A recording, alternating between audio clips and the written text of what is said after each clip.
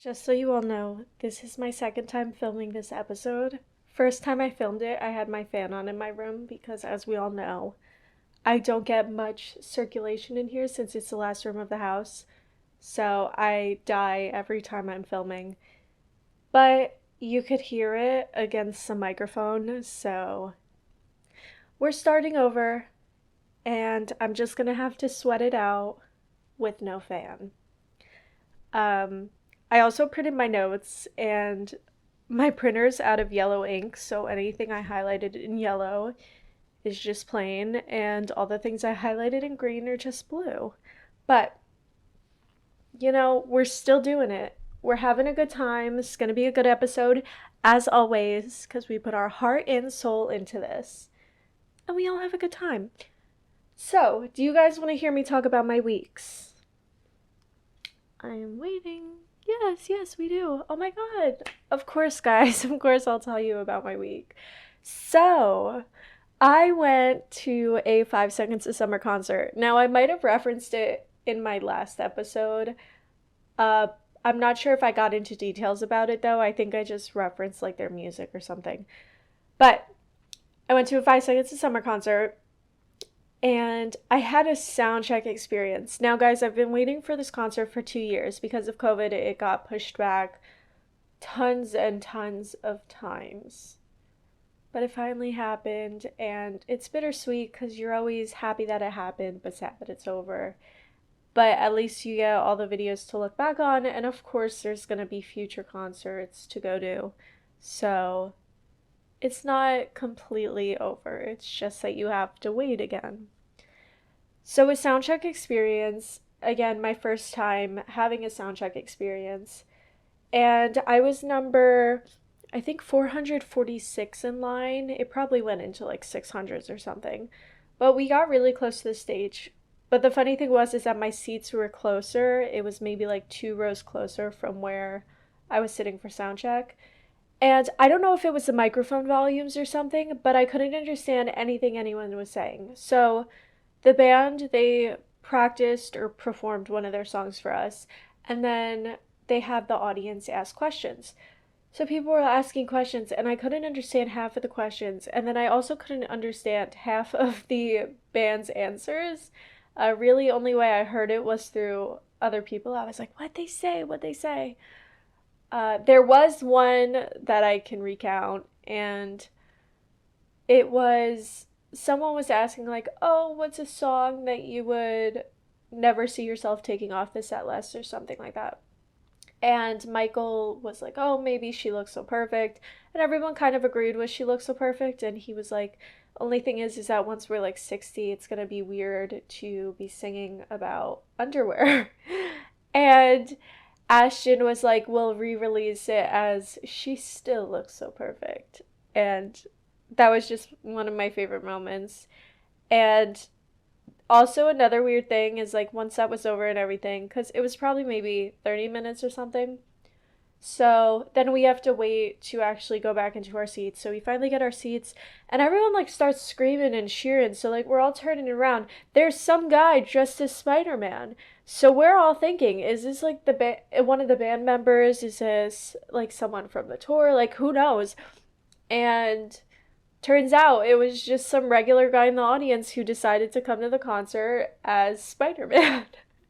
Which is really funny. There was also like 20 M&M commercials. I don't know if they just have like an affinity for M&Ms or that's the only sponsor.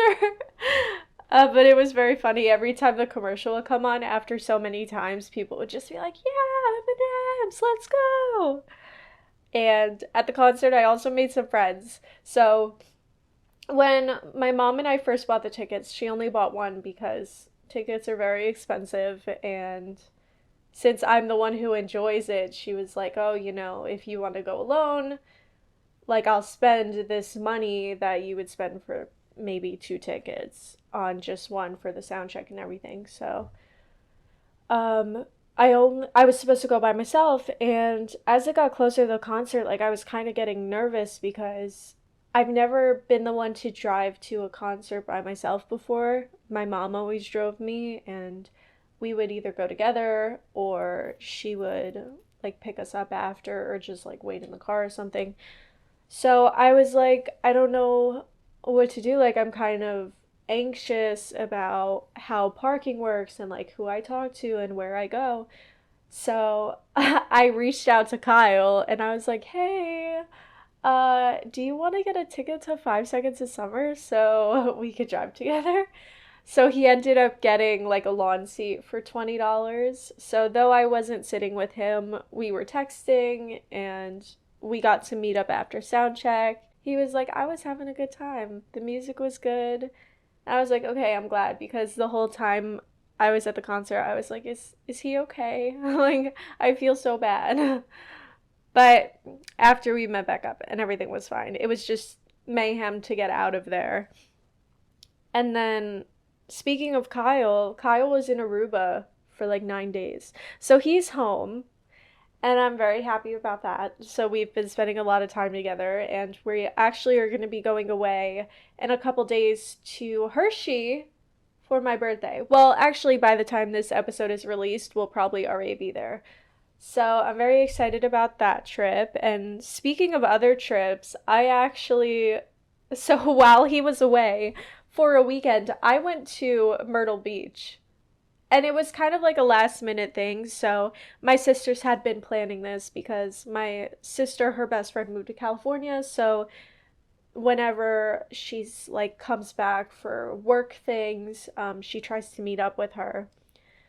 And she was like, "Oh, we're gonna go to Myrtle Beach. Do you want to come?" And at the time, my work was 9 to 5:30, working from home on Fridays. But now they're doing summer Fridays until Labor Day, so I get out at 2, and that meant I was able to get the time they were gonna be planning to take a flight.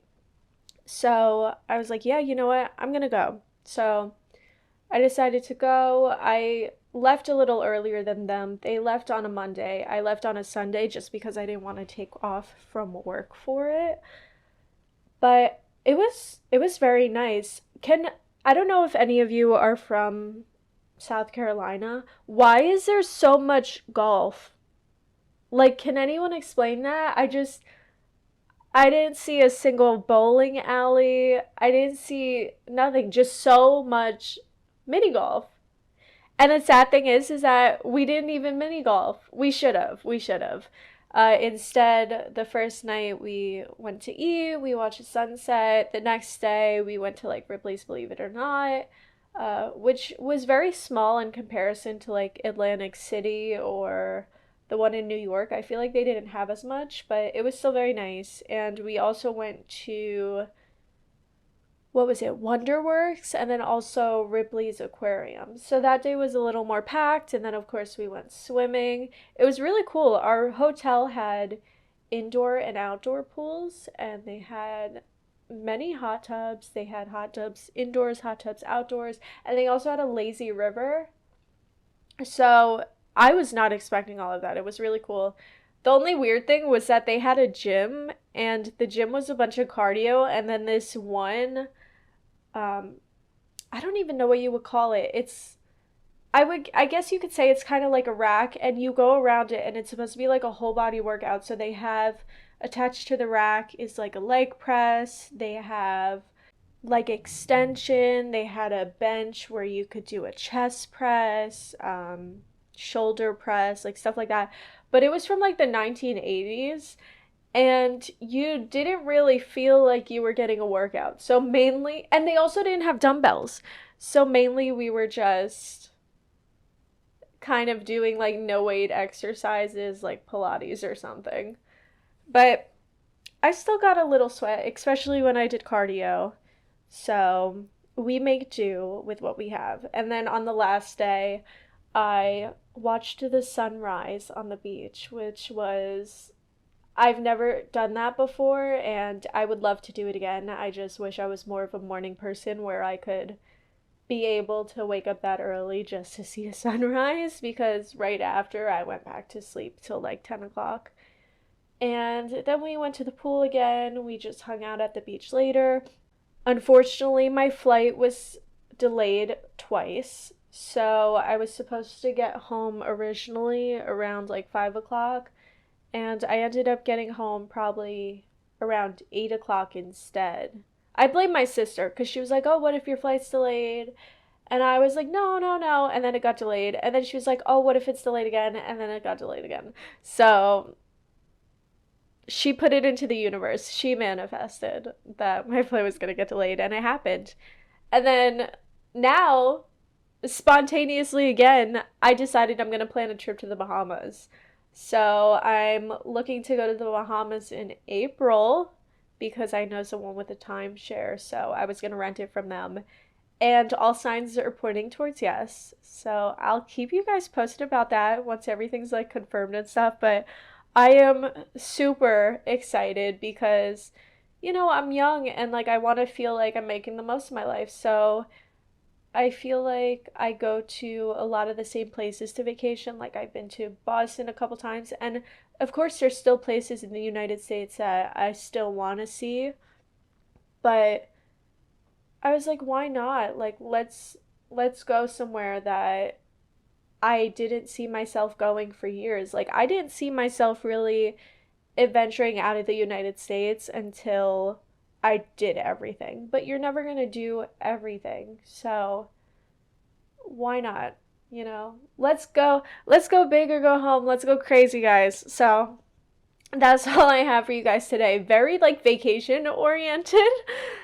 But we are going to officially introduce the episode. So, hey everyone, welcome to the Smidging Hour. It is Alyssa, and today we are getting into the legend of the Loch Ness Monster. Also, you may have heard of the Loch Ness Monster referred to as the name Nessie, and you may be familiar with that also through Twilight. The only reference in it is basically Jacob imprints on Edward and Bella's daughter. And Bella hasn't even met her daughter yet because she basically like died giving birth. And he goes, "Oh, this was why. This is why I was so attached to you. It was because of Nessie." And she's like, "Nessie? You named my daughter after the Loch Ness Monster?" So, I don't know why, but I was like, I want to talk about like legends or myths this week. And that was the first thing that popped into my head is just the Twilight quote. So now here we are talking about Nessie, the Loch Ness Monster. So, the Loch Ness Monster is a large sea creature believed to inhabit Loch Ness, Scotland, which Loch Ness is one of the largest and deepest waters in the UK, and it is also not only known for that, but also just the scenery around it. It's a gorgeous area. And this area, because of Loch Ness Monster, has had numerous explorations and hunters going to find the creature. But unfortunately, no one has been able to. And a lot of research or sightings have been debunked. So its upbringing is mainly through Scottish folklore of these mythical sea creatures. Stone carvings were one of the first places that it was seen, and in the stone carving, it was depicted as like a large beast with flippers. And then the first written work of it was in 565 AD in the biography of Christian missionary Saint Columba. And in this biography, it was said that the beast was going to. Also, I don't even want to refer to it as a beast because I feel like I feel like we're the problem. And I don't know if this is because I just watched that that Netflix movie Sea Beast, but if you haven't seen the movie Sea Beast, basically there's these hunters hunting down these sea creatures, sea beasts, and they're saying, "Oh, it's because they attacked us, they're mean, blah blah blah," but then this girl and this guy from the hunters get stranded with one, and it actually like protects them and stuff. So they start questioning like, "Oh, are we the ones who came up with this lie? Like maybe these creatures weren't bad, they're just trying to protect themselves from us because we're hunting them for no reason. So I don't want to call it a beast because maybe it's not. Maybe we're the problem. So allegedly it was going to attack someone, and then Saint Columba told the sea creature to go back. And it apparently did. Also, I feel like a lawyer when I'm talking about this, just because I'm probably going to say allegedly a lot. Because, there's always those cases where people are like, allegedly, he walked into the house, he stabbed her, he grabbed the watch, grabbed the dog, and left. I don't know why I immediately went to like a true crime documentary type of format, but it's kind of on brand for us. I mean, murder mysteries, conspiracy theories, true crime, legends, that's all the smidges. So what else am I going to refer to in a court case than a crime case? So, now, this was more of a local legend until there were more sightings, and a lot of these sightings that I'm going to mention, this is only a handful of them. There are so many sightings. A lot of the ones I'm going to mention are photos, and I didn't want to mention every single sighting just because a lot of it's the same stuff. They see the same things. It's just different people who are seeing it. So, in 1933, there was a couple who were driving along Loch Ness and they allegedly saw it walk across the road after emerging from the water. Then in 1934, a photograph showed a dinosaur-like creature with a long neck coming out of the water. And this one later proved to be fake. It was just some toy submarine in the photo. But regarding the sightings, people speculate that the Loch Ness Monster is various things. So, for example, they speculated that it was an extinct plesiosaur, and this was debunked because plesiosaurs were only believed to live in salt water, but then more recently they found a fossil of a plesiosaur in fresh water, which means that there could have been a connection. But the only thing that still debunks it is that the last plesiosaur died when all the dinosaurs died. And then also people speculated that it was the extinct archaeocete whale with a serpentine neck, but obviously that was debunked too because it is extinct, and if they can't find life of the Loch Ness Monster, they're not going to be able to confirm anything. So then in 1960, a member of the Northern Naturalist Organizations, Peter O'Connor, from the garden of the Foyers Hotel, he, amongst others, saw the creature, and then a couple days later, he ended up seeing the creature again and got a photo as the creature was going to leave and disappear into the water. Then in 1996, a camper at Invermorston photographed what looked like the head and neck emerging from the waters. And Glaswegian Craig Kerr reported it to a national newspaper. So originally the photo that was taken was of another object, but in the background you can see the creature, and they didn't realize this until the film was actually processed, which seems to be the case with a lot of the encounters. So then again in 2000, Melissa Bavister and Chris Rivet, a couple on holiday in Scotland, were traveling along Loch Ness, and they ended up stopping in a lay-by to take a scenic photo of the area. And when they returned home, they ended up processing that film again, and that was when they noticed humped shapes in the photographs, which it is believed the Loch Ness Monster has like the long neck, has flippers, and then also has like humps on its back. So then in 2001, James Gray and Peter Leavings were fishing on Loch Ness when they spotted a movement and saw something sticking out of the water. And the one grabbed their camera and took a few photos, and the object then raised a couple feet in the air and continued to rise out of the water. And then in 2007, there was a 2-minute video clip by an amateur scientist, Gordon Holmes, from Yorkshire, that showed what appeared to be a long black creature swimming just below the surface of the waters. And the creature's head broke the surface and then propelled itself through the water. And then lastly, in 2011, Foyer Shop and Cafe owner Jan Hargreaves and her husband Simon were taking a break from work and were looking out at the waters.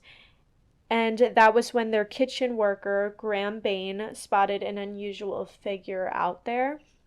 Mrs. Hargreaves said that it had a long neck and was also black in appearance.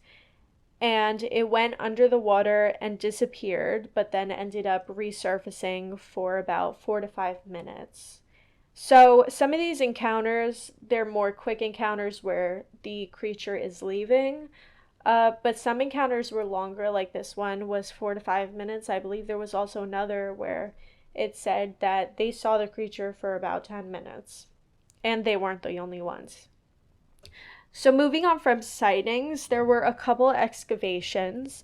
So in the 1960s, universities were using sonar operators that detect large, unexplainable moving objects underwater. And then in 1975, specifically Boston Academy of Applied Science does the same using those sonar operators, but they also use underwater photography. And when they did so, they ended up getting a photo which looked like a plesiosaur, which is one of the reasons why there was that speculation. And there has been continued research throughout the years because people will not give up. They still believe that Loch Ness is out there and is just hiding. So, though there has been this research over the years, there has been a lot of inconclusive readings. And then funny thing is, in 2019, 38,000 people had planned an event to storm Loch Ness to hunt down the Loch Ness Monster. And this gave me like Area 51 vibes. I don't know if you guys remember when people were trying to storm Area 51 and they ended up getting there and just camping out. It's easier to storm Loch Ness because, I mean, they're not going to stop you. People go on the waters all the time to fish and stuff like that. But that's like an influx of people. 38,000. I mean, they could probably get away with it, but obviously Area 51, you'll get shot down for it. So it was just crazy to me that people are like planning these things. First it's Area 51 for aliens, now it's Loch Ness for the Loch Ness Monster. Where's the Bigfoot event? I would like to go. Why not? And then watch, I end up posting this and someone in the comments is like, you already missed the event. It already happened, sorry to tell you. Like, rats. But some closing thoughts from beyond the Loch Ness Monster. I don't know, do I believe it's a myth? Do I believe it's real? I kind of want to believe that it's real because why not, you know? And whether it is real or not, either way, they're still making a huge profit off of this. They have gift shops, they probably have tours and everything. And I mean, that's the thing, it's best to keep the idea that it's real because people are going to keep going to see it. I mean, if you finally disprove it completely, then your major source of income is just gone. And it does stink that a lot of the sightings and evidence so far has been discredited. So a lot of people believe it's like boats in the wake, boats flipped upside down when you see like the humps and stuff like that. But it's just interesting how everything could be discredited when there's so many sightings and so much evidence and continues to be. But then again, I don't know if there continues to be these sightings and stuff like that because they're just trying to keep it alive and keep it popular and going to get a profit. Because a lot of things people do is for money. So I'm not really 100% sure. So that's sort of all I have right now about the Loch Ness Monster. Of course, if there are any advances in the future, I will keep you guys posted because no subject just ends where we talk about it. Things continue to be researched and more information about topics continues to come out no matter what it is. So again, I will keep an eye out for you guys. And before we close out the episode, I would like to get into our nebula check. Alrighty, so focus of the week is new beginnings. Love is 68%, career is 81%, and business is 92%. So you are able to set some new goals for yourself this week under the energies of the new moon in your sign on Thursday. Abundant opportunities are likely right now, so look out for offers and situations that will go in your favor. Friday brings added energy under a moon conjunct Mercury transit, making meetings and other negotiations very unique and dynamic. For love this week, you can put more attention on how things are going between you and another under a moon opposite Saturn transit on Friday. This creates an no, I do not want to win a prize. This creates an added sense of realism and supports you in making practical decisions in regards to your connections. It can be an excellent week for being intentional with your wellness. You can feel open and ready for engaging with your self-care. There are also some very deep energies that can be arising around how you express yourself, self-acceptance, and experience self-love. Pay attention to what you are feeling and what you are needing to process around. You can feel that you are wanting to be around others more often this week, catching up with friends and family members. There is a lot of active energy in the planetary alignments right now that can have you looking to your social circles for activities. Plan to be drawn towards things that are creative and inspired. It's actually funny because it's saying how I want to catch up with like family and friends.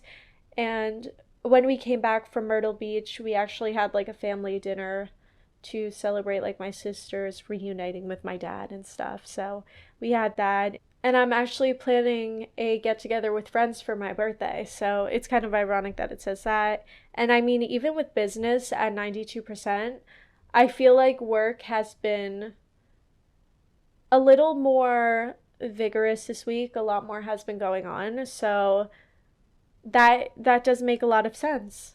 But that is all I have for you guys today. So I want to thank you for listening. And if you could like and subscribe to us on YouTube, that would be much appreciated, as well as follow us on SoundCloud, Spotify, and Apple Podcasts. If there is a place for it, if you could like, rate, and besides that, you can find us on Instagram, Twitter, TikTok, all at the Smidging Hour. Not too long ago, I posted a pretty funny reel that I think you guys would like. And as for my personal on Instagram, it's AlyssaGrace_X. Truly, again, want to thank you guys for listening, and I will see you all in 2 weeks. Bye, Smidges!